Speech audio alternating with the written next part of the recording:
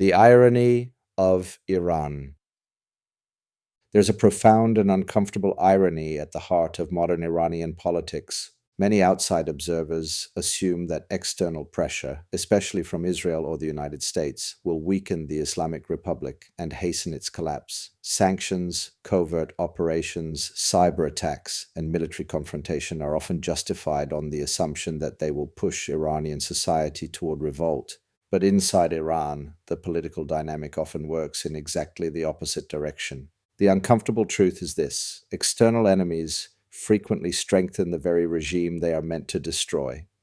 In fact, one could argue that if the Israeli confrontation disappeared from the geopolitical landscape, the Islamic Republic would face far greater danger from its own people. That is the great irony. Iran's regime is weak at home. Despite the image of a rigid and tightly controlled system, the Islamic Republic faces deep and persistent dissatisfaction inside the country. Over the past 2 decades, Iran has experienced repeated waves of unrest.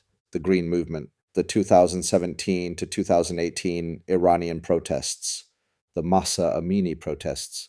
These protests were not marginal disturbances. They involved millions of people, spanned dozens of cities, and encompassed a wide range of grievances. The anger inside Iran is structural. Young people face chronic unemployment. Inflation has eroded living standards. Corruption scandals regularly surface among political elites. Social restrictions, especially on women, generate constant tension with younger generations. Iran's population is also extremely young and highly educated. Millions of Iranians are globally connected through the internet and acutely aware of the gap between their aspirations and the reality of life under the current system. In a purely domestic context, these pressures could easily generate sustained revolutionary momentum. But Iran rarely operates in a purely domestic context. The rally around the flag effect. Whenever a country faces a visible external threat, internal politics change dramatically. Political scientists call this the rally around the flag effect. In moments of perceived national danger, societies often suspend internal conflicts and unite against the outside adversary. Iran is no exception. Many Iranians may strongly dislike their government, but they also possess a powerful sense of national identity that predates the Islamic Republic by thousands of years. Criticizing the government is one thing. Appearing to side with foreign adversaries attacking the country is something very different. This distinction matters enormously in Iranian political culture. Iran's long memory of foreign interference. Iranian nationalism is shaped by a deep historical memory of foreign intervention. Perhaps the most powerful example is the 1953 Iranian coup d'etat, when British and American intelligence agencies helped overthrow Iran's elected prime minister. For many Iranians across the political spectrum, this episode remains a defining national trauma. It reinforced the belief that powerful outside actors repeatedly attempt to manipulate Iran's internal politics. When external pressure rises today, that historical memory resurfaces quickly. Even critics of the regime often become wary of appearing aligned with foreign agendas. As a result, external confrontation tends to reframe domestic politics as a question of national survival rather than government legitimacy. Israel as the regime's strategic narrative. Opposition to Israel occupies a central role in the ideological architecture of the Islamic Republic. It serves several purposes simultaneously. First, it provides religious legitimacy by positioning Iran as a defender of Muslim lands. Second, it sustains the regime's revolutionary identity. Third, it elevates Iran's geopolitical relevance across the Middle East. But there is also a crucial domestic dimension. The Israeli confrontation provides the regime with a powerful narrative framework. Iran is under siege by hostile external forces.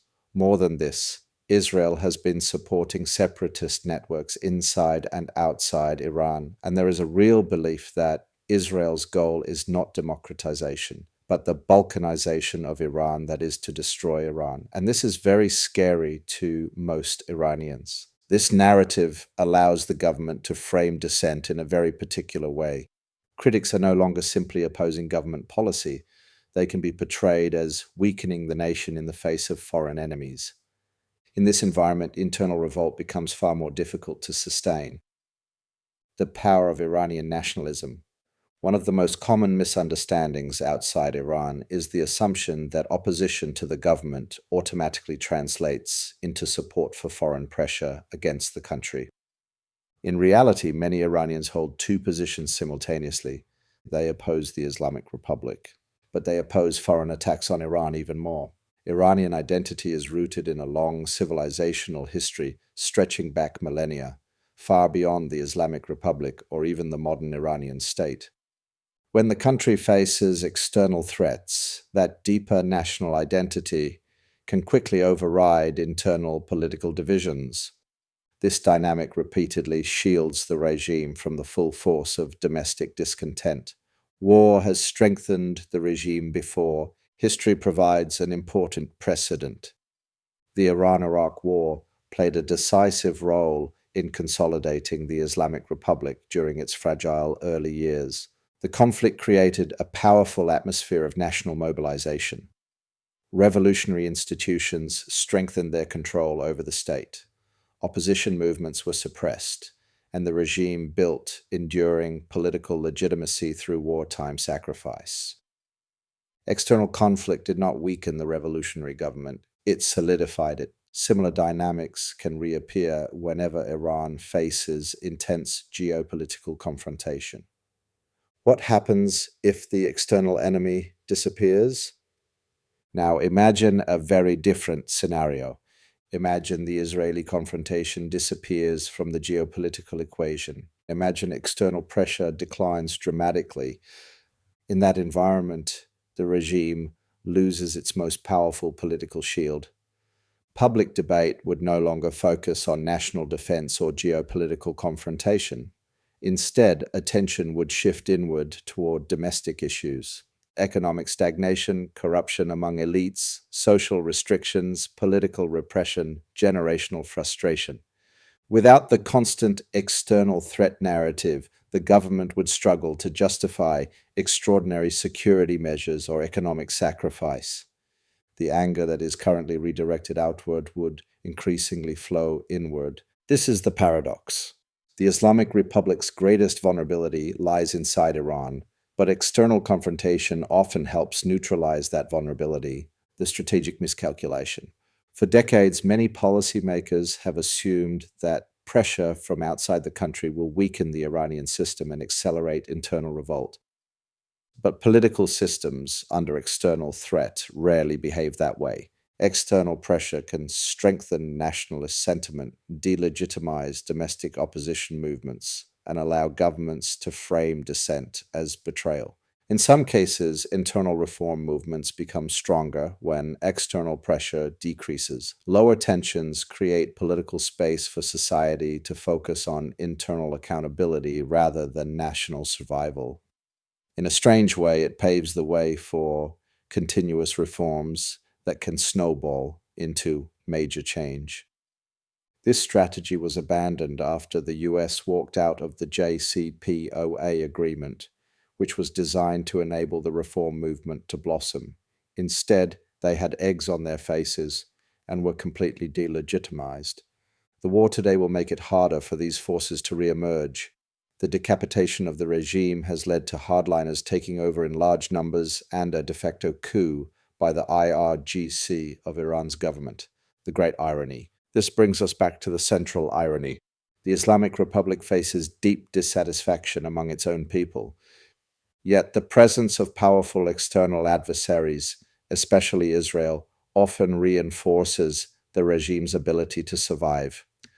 The more visible the external confrontation becomes, the easier it is for the government to rally society around national defense. And the quieter that confrontation becomes, the more exposed the regime is to the frustrations of its own citizens. In other words, the Islamic Republic's greatest weakness is internal. But the presence of external enemies frequently protects it from that weakness. That is the great irony of Iran,